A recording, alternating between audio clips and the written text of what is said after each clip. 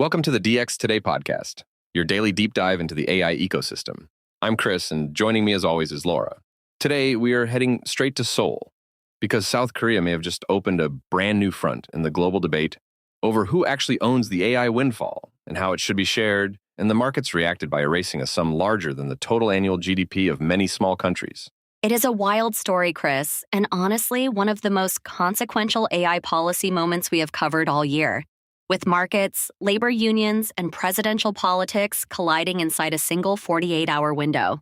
Let us set the scene first, because a senior Korean official wrote a Facebook post that ended up wiping roughly $300 billion off Asian tech equities in a single trading day on Tuesday. That official is Kim Yong, the chief presidential secretary for policy under President Lee Jae. And he is arguably the single most influential economic advisor sitting inside the Blue House right now in Seoul. Walk us through exactly what Kim proposed, because the precise wording here is doing a lot of work, and it has ended up at the center of the entire controversy that erupted overnight. Kim argued that Korea is no longer a cyclical export economy in the traditional sense, and that the country is now shifting toward what he explicitly called a technology monopoly economy with structural scarcity and sustained excess profits. And from that diagnosis, he made a leap that very few sitting officials in any major industrial democracy have publicly made before about the AI boom. Certainly not in such bold political language. He proposed a national dividend, which some outlets are calling a citizen dividend, in which excess revenue tied to the AI infrastructure boom would be structurally returned to every Korean citizen on a recurring basis going forward. That phrase, structurally returned, is doing serious heavy lifting in his post, because it implies something far more permanent than a one-time rebate or a temporary stimulus payment in response to a fiscal surplus. Exactly right. And Kim sketched out what those payments could fund, including startup capital for young entrepreneurs, basic income for farming and fishing communities, support for working artists, and meaningfully strengthened pensions for older Korean retirees. That list reads almost like a manifesto for a new social contract in the AI era, which is probably why global investors immediately read it in the most aggressive way they possibly could on Tuesday morning. Investors absolutely panicked, Chris. The benchmark Kospi index fell as much as 5.1% intraday before paring its losses, and Samsung Electronics led the entire memory complex lower in extremely heavy volume. To understand why the market reacted that violently, you have to understand just how concentrated the Korean profit story has become inside the AI memory complex over the past 4 or 5 consecutive quarters. Samsung's semiconductor division alone posted operating profit of roughly 53.7 trillion won in the first quarter, which works out to about $36 billion, with almost all of it coming from AI memory. That is a staggering number when you consider it represents roughly 94% of Samsung's total quarterly profit, basically the entire company riding on one AI-driven business line that did not exist at this scale 18 months ago. SK hynix is arguably even more eye-watering, with quarterly operating profit around 37.6 trillion won, up 405% year over year on a jaw-dropping 72% operating margin. 72% operating margins are the kind of numbers you normally associate with monopoly software businesses, not commodity memory makers selling DRAM and HBM. And that contrast is exactly Kim's underlying analytical argument. Right, and that distinction matters enormously, because if these extraordinary margins are structural rather than cyclical, then traditional Korean tax policy was simply never designed for a sustained windfall of this particular magnitude or shape. Let us talk about the single most important nuance in this entire story, because it shifted the market reaction by hundreds of billions of dollars between Tuesday afternoon and Wednesday morning trading sessions in Seoul. The crucial distinction is between excess corporate profits and excess tax revenue, and Kim used both phrases somewhat interchangeably in his post, which is precisely what triggered the initial bloodbath in Seoul on Tuesday. Because if you tax away excess corporate profits, you are directly reducing the equity earnings that international shareholders are currently pricing into Samsung and SK hynix valuations across global memory equity markets right now. But if you are merely redistributing the surplus tax revenue that the existing Korean corporate tax system already collects from these record profits, the equity math underneath every memory stock looks completely and structurally different. That second framing essentially says the windfall has already been taxed at the corporate level, and the only remaining question is what the Korean government chooses to do with the resulting fiscal surplus, which is exactly how President Lee Jae framed it when he stepped in Wednesday morning. Lee actually used the phrase malicious fake news to describe coverage suggesting that his administration was planning to claw back corporate profits directly from Samsung and SK hynix earnings statements without any policy guardrails.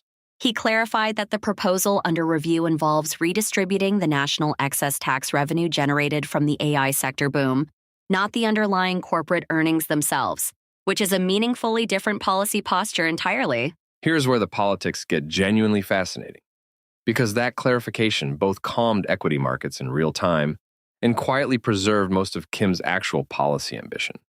Since AI-driven corporate tax receipts could fund a meaningful per capita dividend without ever touching the corporate income statement directly. And the timing of all of this lands right on top of a brewing Samsung labor dispute that almost nobody outside Korea has been paying serious attention to, even though it directly intersects this whole debate. SK hynix already agreed last year to remove the cap on performance bonuses and to allocate 10% of operating profit toward annual worker payouts, which effectively set an industry benchmark for the rest of the memory sector. Samsung's unions are now demanding a 15% allocation of operating profit, and they have threatened to begin an 18-day strike starting May, so on 21st, which is just over a week away at this point. So Korean workers are already trying to capture a bigger share of the AI windfall through collective bargaining inside Samsung. And now the central government is publicly floating a parallel national-level capture mechanism on top of it. That creates a genuinely new dynamic where the redistribution conversation is happening at the firm level and the national level simultaneously, with each one putting additional political pressure on the other in real time.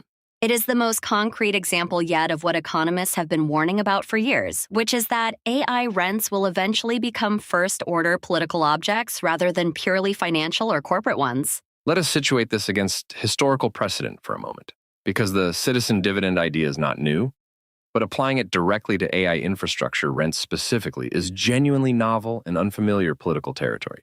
The closest parallels people are reaching for are the Alaska Permanent Fund, which pays oil royalties to residents annually, and Norway's massive sovereign wealth fund, which captures hydrocarbon rents on behalf of the entire public. But both of those were designed around extracting and selling physical commodities rather than software and compute. But the fundamental difference is that oil and gas are finite physical resources, whereas AI infrastructure rents come from compute concentration, scarce talent, and software network effects all working together in a way that is much harder to bound legally. Which means defining what counts as the underlying rent is much harder for AI than it ever was for a barrel of crude, and that ambiguity opens up significant legal and political fights down the line. There are also clear echoes here of Andrew Yang's Freedom Dividend campaign in the United States back in 2020, except that Korea is now considering it from the supply side rather than the demand side. That framing flip matters enormously, because Yang argued AI would destroy jobs downstream and a universal basic income was needed for displaced workers. Whereas Kim is arguing something almost opposite about upstream profits in countries like Korea, and that citizens deserve a share simply because they built the industrial base enabling it. That is a genuinely powerful argument, especially in Korea, where the chaebol industrial system was historically built with deep public investment, intergenerational sacrifice, and decades of carefully coordinated national developmental policy by successive governments. But it also creates a hard analytical problem, because defining the boundary between fair return on invested capital and excess rent is notoriously slippery in tax policy debates, and economists rarely agree. And the business lobby groups in Korea immediately seized on that ambiguity, warning that any structural windfall regime would chill future capital expenditure and erode global competitiveness for Korean chipmakers, competing against Taiwan and the United States. There is also the chip cycle risk that nobody is talking about loudly enough right now, which is that memory historically swings violently, and any AI dividend regime could outlive the actual boom that funded it. That said, both Samsung and SK hynix have publicly warned that AI-driven memory shortages will persist through at least 2027, with major hyperscale customers reserving HBM supply years in advance on multi-year contracts. Which suggests the underlying revenue base might be more durable than a normal memory cycle. But durability is not the same as permanence, and responsible tax policy is always written under the assumption of very long fiscal horizons. Let us zoom out for a moment, because the most interesting question for our listeners is whether this idea could realistically travel from Seoul to Washington, Brussels, or Taipei in the next 18 months or so. The political appetite differs dramatically by region, but the underlying conditions are actually identical. A handful of firms generating unprecedented profits from AI infrastructure scarcity, worth hundreds of billions of dollars in concentrated annual rents.